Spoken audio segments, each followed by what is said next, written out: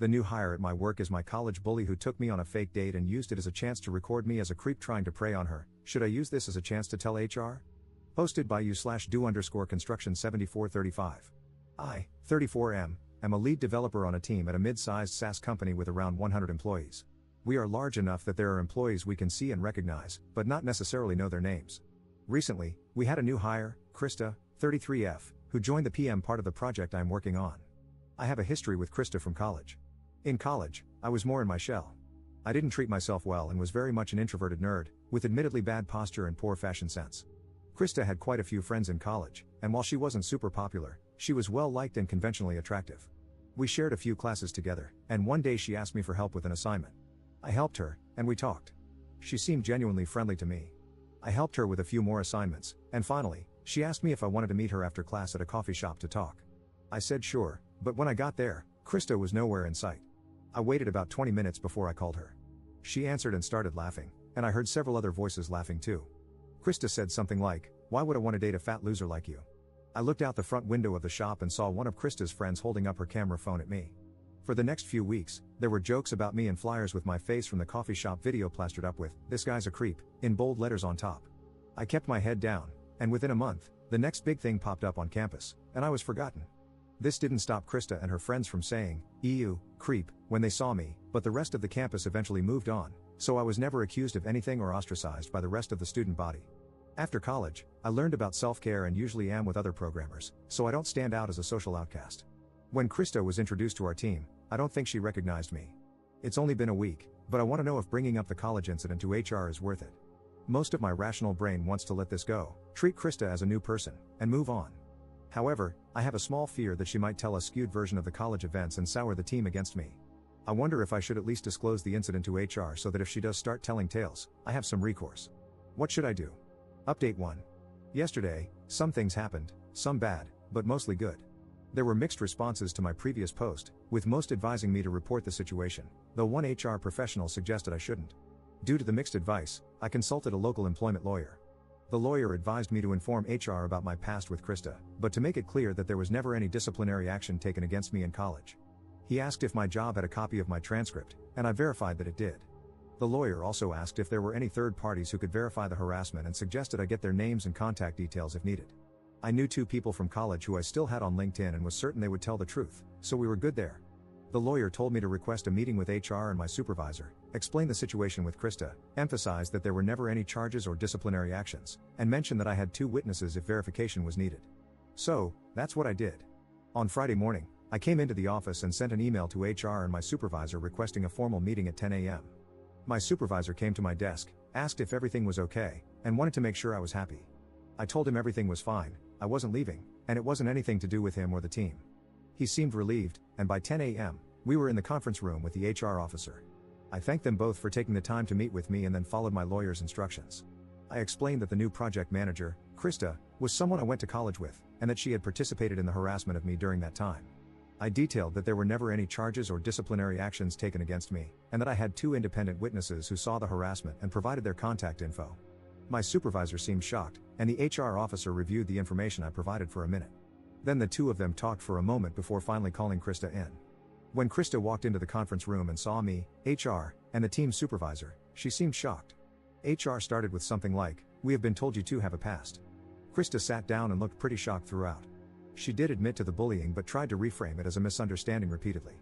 She never outright said what the bullying was, but then she was told that since this was an incident in both our pasts that nobody once brought up again, it should stay buried. HR made it clear that this is not to be a funny watercooler story to share.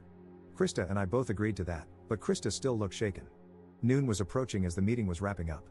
My supervisor and HR reiterated that neither of us is to breathe a word about the college incident. We're professionals, and we're here to do a job. I went to the break room for lunch, and my appetite finally returned. The last few days had been stressful and I wasn't eating much. I sat at a table with the rest of the development team and we started eating. Halfway through my sandwich, another coworker, Sandy, 30F, came by and said, "So I heard an interesting story yesterday about you and Krista," with a big grin on her face. She didn't get further because my supervisor, who was at our table, stood up, pointed at Sandy, and across the room at Krista, and said, "You two, conference room, now."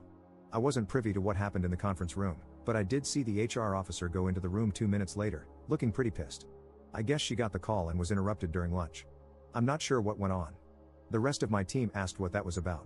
I said, I have no idea, and just kept eating. 5 minutes later, 2 more coworkers from other parts of the project were brought into the conference room. Lunch ended and we went back to work, but speculation was high. It wasn't until 3 p.m. that the conference room finally emptied. Krista looked like she had been crying, and the others who had been in the room with her seemed to treat her quite coldly. I'm not sure what this will mean, but it appears, for now, that Krista is still working here. I appreciate the lengths HR and my supervisor are taking to ensure this won't blow up further. Update 2. Monday wasn't a dumpster fire, so that was good. My supervisor and the HR officer brought everyone on the team into the big conference room. The HR officer said that we are a professional company, and while we do like to have fun, we are to be strictly professional and not gossip about other coworkers' personal lives. Sandy and the 2 other coworkers who were brought into the conference room on Friday looked pretty ashamed during this. Krista was sitting at the other end of the conference room table, and there seemed to be a noticeable distance between her and the other employees. My supervisor said he wants to consider this matter closed and for us to get back to offering great solutions to our clients. Everyone filed out of the conference room and went back to work. Lunch on Monday was pretty tense, but on Tuesday management had a local Mexican place bring in a Taco Tuesday for us, and the mood improved considerably. I don't gossip, but I did hear murmurs that Krista is now on her final warning and has been put on a performance improvement plan, all within her first 2 weeks. Not sure how true these rumors are, but with how isolated Krista now appears to be from the rest of the team, it is clear that everyone else is not willing to socialize with her beyond their work functions. I considered this matter closed myself, and if Krista worked hard and got her redemption arc, I'd have been fine with it. But then last night happened. I'm not sure where Krista got my address, but she was outside my house last night, and luckily my doorbell camera caught it, so I can pretty accurately transcribe it. She rang and asked if we could talk. I said through the digital doorbell that there was nothing to talk about and she better leave because this is now harassment.